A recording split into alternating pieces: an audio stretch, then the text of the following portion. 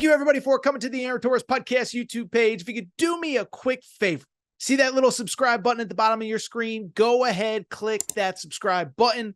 Really does help our channel grow, our audience grow, and I really do appreciate it more than you know. So click that subscribe button. Appreciate your support. Now, here's the video that you came here for. Hey, I'm back. Good to be back. Want to go ahead and get into a game that I certainly did not think I would be talking about here on a Sunday morning here on the Aaron Torres Pod and Aaron Torres Pod YouTube channel. It is the old UTSA Texas game from Saturday afternoon in Austin. If you've listened to this channel at all, listen, Texas is awesome. I said coming out of the Michigan game, I think that's the number one team in the country. I picked Georgia to win the national championship in the preseason. But what Texas did 2 weeks ago against Michigan, I believe was as impressive as anything I've seen. And like I said, I believe that Texas is the best team that I have seen so far this season. Of course, that's not the reason that we're talking about Texas, but it is because of something that happened in the UTSA game that none of us obviously saw coming, but certainly puts an interesting dynamic into the Texas season, and that is this. Quinn Ewers went down with an oblique injury. Arch Manning came in. Arch Manning looks awesome. And while I don't think there's quite a QB controversy at Texas, I got to say this, man. Listen, Arch Manning, we've all had our opinions on him. Some people say it was the definitive number one recruit in the country. Some people said, oh, how good was the competition? How good is he? Is he just, number one player based off of his last name? Well, I'm here to tell you. He certainly looked the part against UTSA, and he certainly looks capable of leading this Texas program into the future. So let's go ahead and dive in. Again, Texas took care of business last week against Michigan. They play UTSA on Saturday, and they are absolutely cruising in this game when, unfortunately, Quinn Ewers just goes down with an oblique injury. And I no disrespect, Quinn Ewers. I respect him as a player. As I said, I'm very impressed with his development in now year 3 under Steve Sarkisian. Doesn't change the fact that he has been a little bit banged up over the course of his career.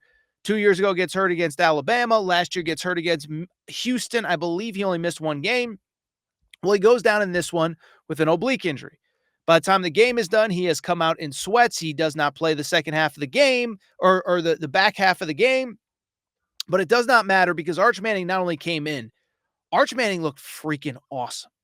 Arch Manning finishes this game 9 of 12 passing with 4 touchdowns through the air, another rushing touchdown on the ground. By the way, 3 carries, 53 yards. That's 17 and a half yards per carry. I don't know where he got the speed from. Must have been his mom, because Uncle Cooper and Uncle Eli and Uncle Peyton certainly don't run like that. But he runs for a touchdown. He throws for 4. And I am just here to tell you, he looks like a heck of a prospect, and it feels like Texas is in really good hands should something happen to Quinn Ewers this year and beyond in the future.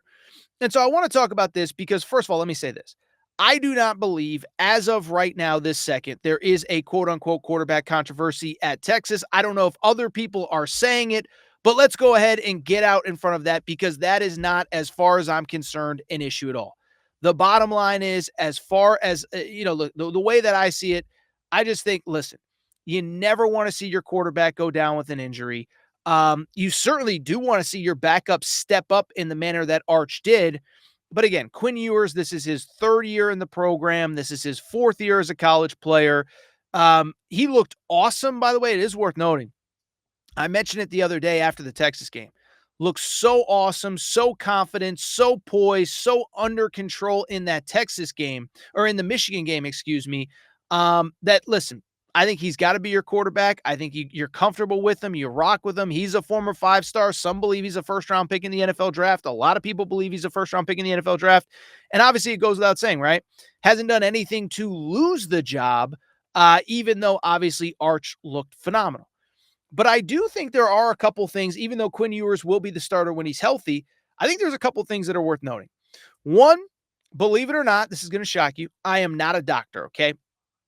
But one thing that I do know, covering sports, as long as I have oblique injuries, which is what Quinn Ewers had, they're funny, is that, it's not an injury that you just come back from in a week or in a day or in whatever. And I know there's different variations and I know there's different, degrees to the pain in which you're dealing with, all that stuff. I get all that, okay? But at the same time, that's just not an injury that you're going to come back from 100%. I think it's also interesting that if you look at Texas's schedule, you never want an injury to Quinn Ewers, but if it has to happen, this is really kind of the time. Next week, they play UL Monroe. Then they play Mississippi State at home in their SEC opener. Then they get a bye before Oklahoma. So in reality, they don't play Oklahoma until October 12th. I'm recording here on September 15th, meaning you could essentially give Quinn Ewers about a month off without really having to worry about rushing him back into action. Now, obviously, you do that, you put Arch out there, and if he continues to play at the level that he did on Saturday, it is only going to give more people in the media, fans, whatever, more reason to want to see more of him. So that's the risk you run if Arch Manning is healthy, or if Quinn Ewers is healthy and you don't bring him back. Now, my hunch is he's certainly not going to play next week against UL Monroe. I think there's a possibility he doesn't play. This is Ewers now against Mississippi State. And I really do think that Arch Manning might actually get 2 starts out of this before Ewers is back for the Red River game. But what I would say, even if Ewers isn't going to lose this job, I think we're going to see more of Arch Manning. But here's the other thing. There's 2 things that really stand out about this performance from Arch Manning. First of all, in this era of college football, there just really aren't that many teams that have that much depth at the quarterback position in 2024. Look at a team like Georgia. Carson Beck decides to come back. Brock Vandegrift transfers to Kentucky. Dylan Raiola decommits to go to Nebraska to start right away.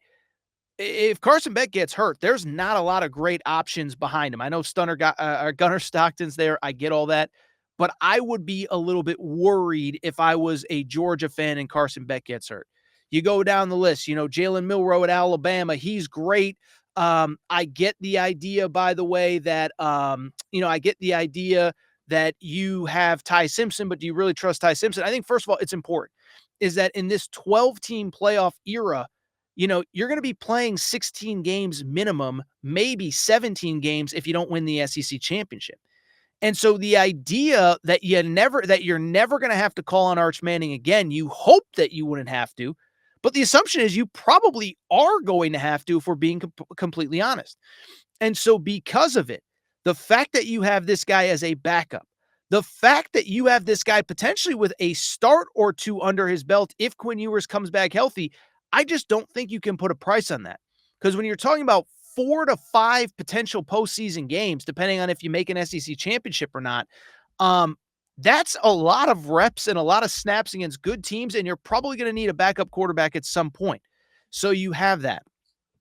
What I also think it says is that the future of this program and the future of that quarterback room is bright.